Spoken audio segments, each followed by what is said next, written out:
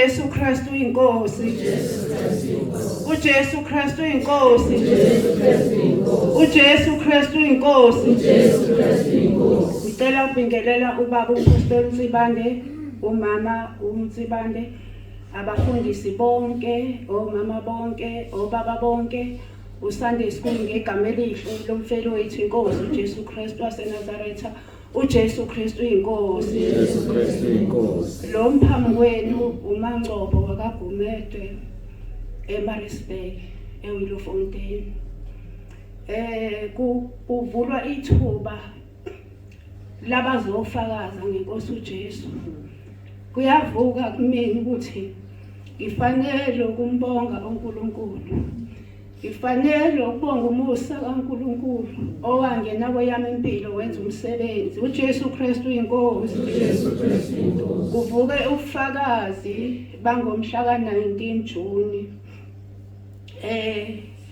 Ngathola amaphepha ayengibizela enkantolo, engibiza ukuthi ngize enkantolo ngo-19 Juni. Kusukela ngiwatholile lo maphepha ayengibizela enkantolo, umkhuleko wami wawukuthi uNkulunkulu Baba ngiyacela ungenelele lolu daba liphathwe nguwe. Nkosi uJesu ngiyacela ube kummeli wami, mina akukho engikwazi ukukhuluma. uNkulunkulu wangimangaza ngempela kwabanje ngoba ngangicelile. Ingangokuba ngiyocela kumphathi ukuthi mhla ka-19 angize emsebenzini. Ngiyamtshela isizathu sokuthi ngifunakala enkantolo, kufunakala u50% wami. Uyangibuza uthi nginaye yini ummeli. Ngiyamtshela ngithi ummeli wami inkosi uJesu. Uthi likhona yini elinye icala oswake waba nalo wakumela na. Ngiyamtshela ukuthi ngabe ngaba nalo elinye icala lapho owayethe khona ubaba kade ngimthengela igebengu. Uthi kwenzakalani. Ngiyamtshela ukuthi safike ngabuzwa ngecala ukuthi ngiyalazi yini. Ngathi mina ngilazi, wasethiwa ngoba ngiyaliphika icala liyahlehla. Kwase kuthiwa njoba icala lihlehla njena ninamalungelo okufuna ummeli. Ngaso leso sikhathi mina ngathi cha, ummeli nginaye uJehova Sibawothi. Ukusho njalo kwami laphela igunya nakubaba, kwathiwa ngoba umama uthi ummeli akamfuni, nawe baba ngeke usaba naye ummeli. Mina ngishonga ukuthi ummeli anginaye, ngithe mina ummeli wami ubani? uJehova Sibawothi. Ngitshela abani ummeli ulokhuzana umphathi wami ukuthi sengake wangimela. Ngithola lamaphepha kasengibizela kumhla ka-19. Ngiyakhuleka kuNkulunkulu Baba, ngithi uNkulunkulu Baba ngiyacela kube nguwe ozomela leli cala. Nkosi uJesu ngiyacela ube ngummeli wami. Wangenzela njengoba ngicelile. Wafika umhla ka-19 sahamba saye ecourt. Satshelwa kahle ukuthi kuneminyango emibili ebhekene, khona ongaka left noka right. Satshelwa ukuthi sizongena kumuphi thini namagama ethu, amagama abhaliwe. Kwathiwa uma ubizwa igama lakho ufanele ungene, ngoba uma bebiza igama lakho bengakutholi kuyadlula. Isimanga esenzakalayo kwenze kanjengoba ngangicelile. Lo munye umnyango okuyikona esingangena ibona esibhekene nawo kwakungenwa, kodwa kulo wethu wawuvaliwe kwangena abameli kuphela. Engangikubuka ngalesikhathi ngibuka kulo munye umnyango abangena kona, wawufica mabengena bathi enhlizweni yami ngithi ngabubani lwabamkhothamelayo.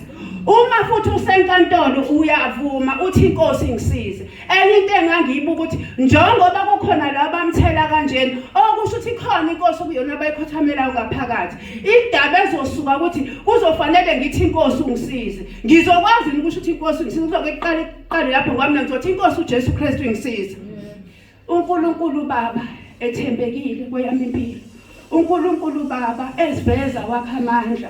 Angivange ngingene kulo mnyango kwathiwa mina ngizongena kona, akuvange kuze kubizwe umuntu ukuthi akeze. Into eyenzakalayo sihleli, ngangihamba noNdodana, sihleli silinde ukuthi ngizobizwa, akho umuntu obizwayo. Kwamele kwaphuma omunye ummeli wazohlala kuleli bench esihleli kulona mina noNdodana. Bese ngithi mina kuNdodana wami ngiyambuza manje ukuthi kwenzakalani ngoba nakho sibizwa. ngimbuze lo mmeli ulapho uthiwa ibhekisa nje amaphepha mangibheka uyena kanye lo mmeli oze ngaleli cala lami hayi-ke ngimbingelele bese ngithi hayi bosilindile la ukuthi sizobizwa kuthulile amena athi lo mmeli sesiqedile ngithi hawu singakabizwa athi sesiqedile uze ngani na ngimtshela athatha amaphepha athi hayi sesiqedile hawu singabiziwe yini okufanele ngiyenze na athi akukho sesiqedile awafunda amaphepha aqede athi hayi kwalowo 50% ngeke aze awuthole uJesu Kristu inkosi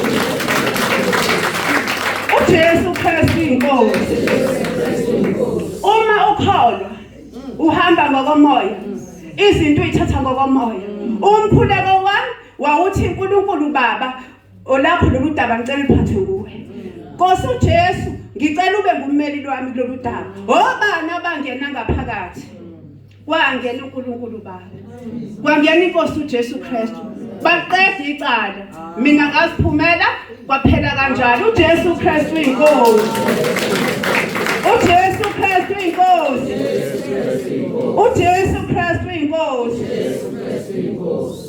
asiqineni uma simethemba akukho umeshulayo kulokhu kokuqala la kwathiwa mathase ufuna abameli kwathiwa sinelungelo lokufuna abameli ngathi mina umeli wami uJehova lafika usuku abasinqumela lona lathi maqulwa lelocala kwacaca ukuthi ubedlala ngami mina ngimele obani uJehova sibawothi uJesu Kristu inkosi